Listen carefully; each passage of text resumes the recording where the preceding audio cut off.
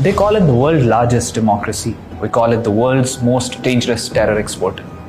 India sells itself as a land of peace, culture, and democracy. But look beneath the surface and you'll find a state that built militias, trained suicide bombers, assassinated opponents, and now export terrorism across continents. This is not a claim, this is not a narrative, this is a documented fact. And now let me walk you through it.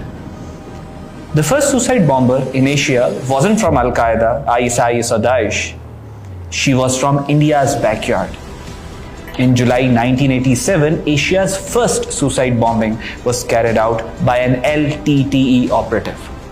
Her name was Thinmozi Rajaratnam. And this particular suicide bomber was trained and armed by India's intelligence agency RAW. India helped create the concept of suicide terrorism long before it became global, and now every terrorist organization in the world like TTP, which is another Indian proxy, ISIS, Daesh, they all replicate the Indian model of suicide bombing.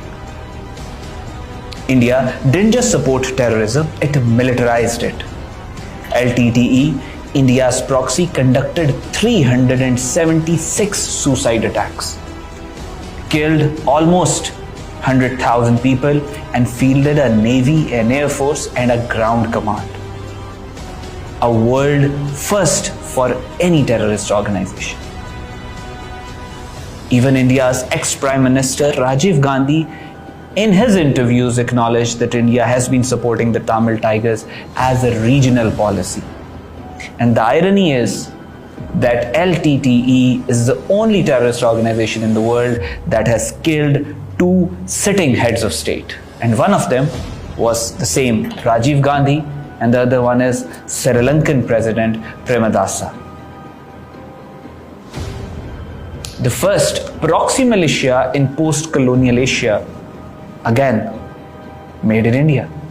In 1971, Mukti Bani, a 100,000 strong insurgent force, was trained and deployed by India to break Pakistan. India creates terrorists and terrorist organizations. This is their speciality. India supported the Balochistan Liberation Army.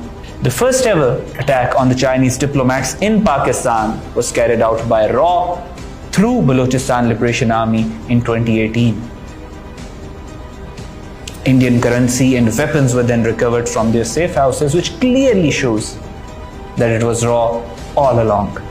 Indian intelligence agency is the only intelligence agency in the world that has attacked a school and in a single day slaughtered more than 200 children.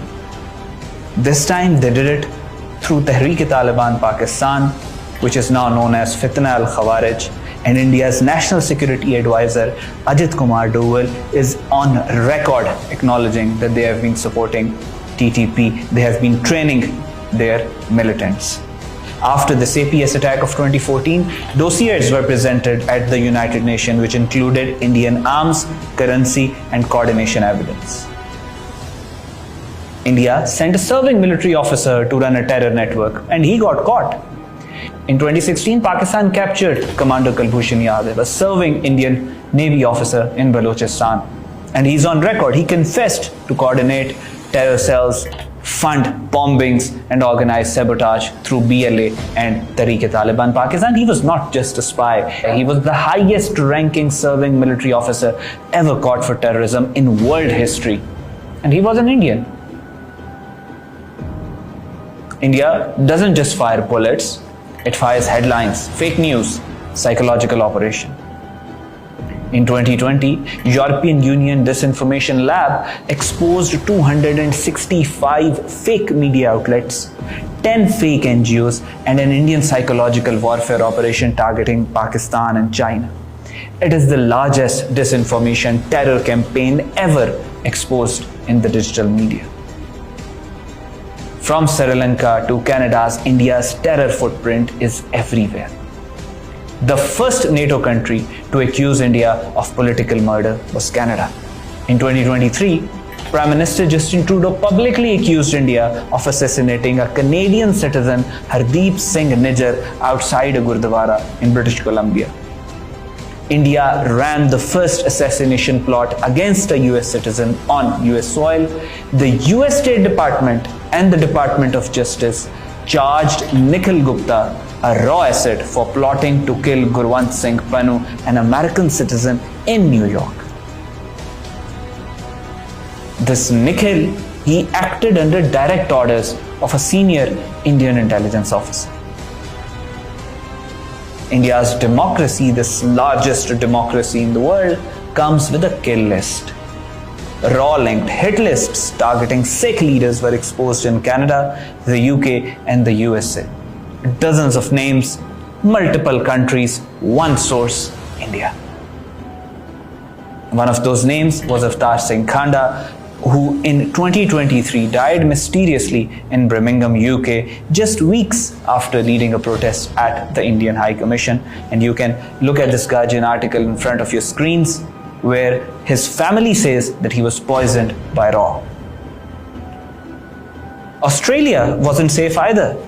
Indian operatives reportedly threatened Khalistani activists in Australia. Intelligence services acknowledged surveillance, harassment, and coercive tactics. India is the only democracy ever sidelined from the Five Eyes Alliance for cross-border terrorism. In 2024, Five Eyes members, United States, United Kingdom, Canada, Australia, and New Zealand, scaled back intelligence sharing with India over its transnational assassination program. As I said at the start of this video, this is not a narrative. This is a case file.